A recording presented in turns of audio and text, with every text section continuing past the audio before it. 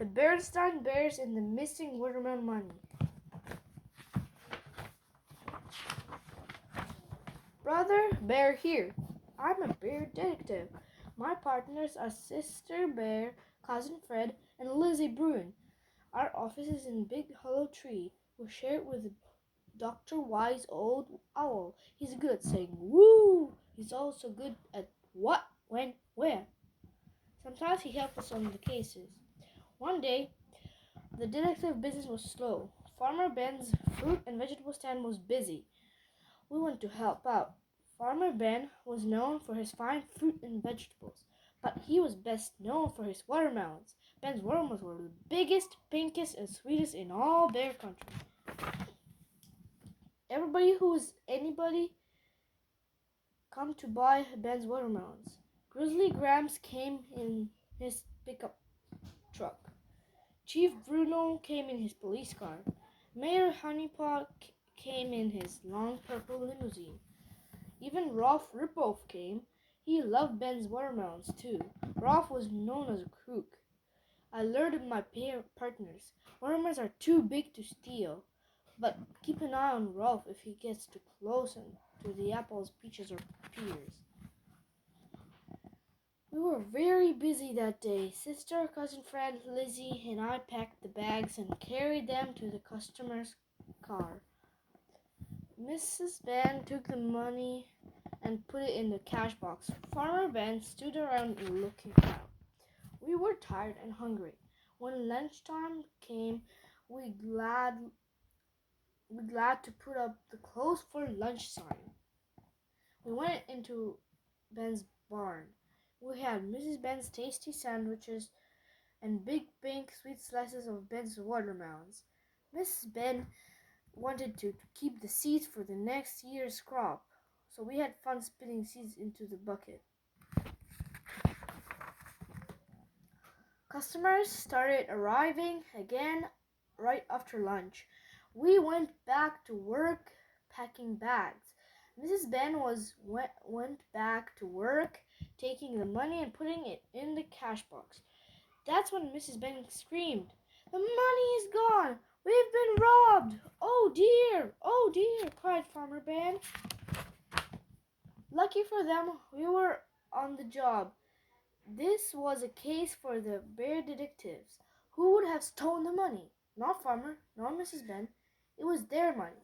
The customers couldn't have stolen it. There weren't any customers during lunch. Who could have done it? It was a mystery, the mystery of the missing watermelon money.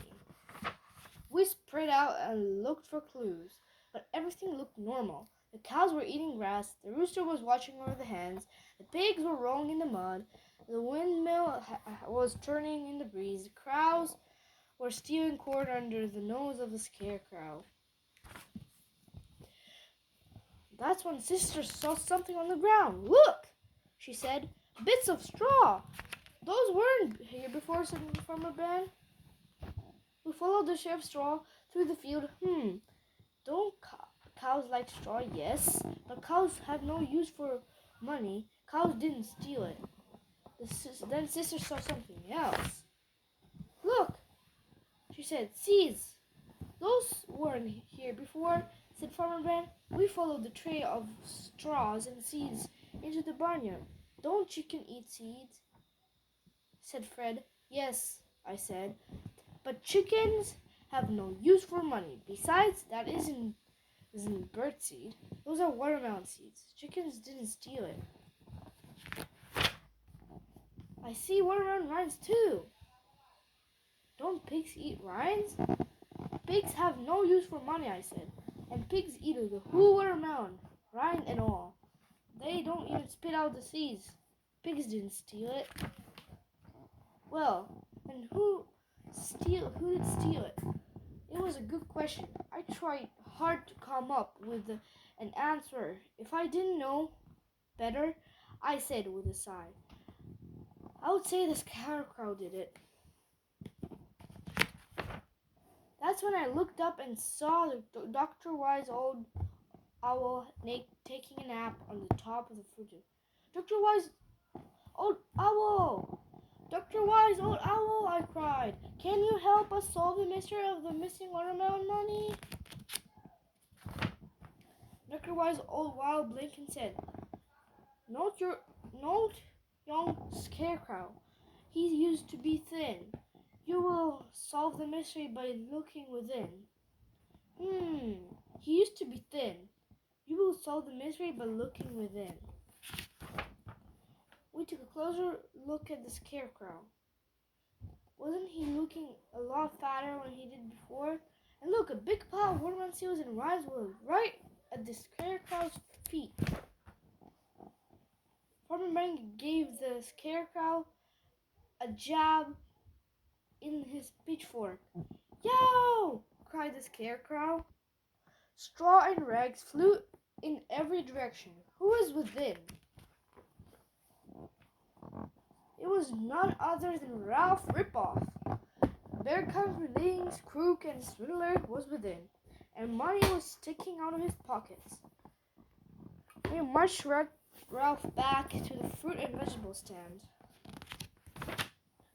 Mrs. Ben called the police. We could hear the siren as the police car came. Chief Bruno and Officer Margaret arrived. We caught him red-handed, said Farmer Ben. Considering the color of the money, said Ralph with a grin, I would say green-handed. Cough him, Officer Margaret, said Chief Bruno. Farmer Ben thanked us for our help and then gave us the biggest, pinkest, sweetest watermelon of all. It was our reward for solving the mystery of the missing watermelon money. We took the watermelon back to our office and ate it. It was the best.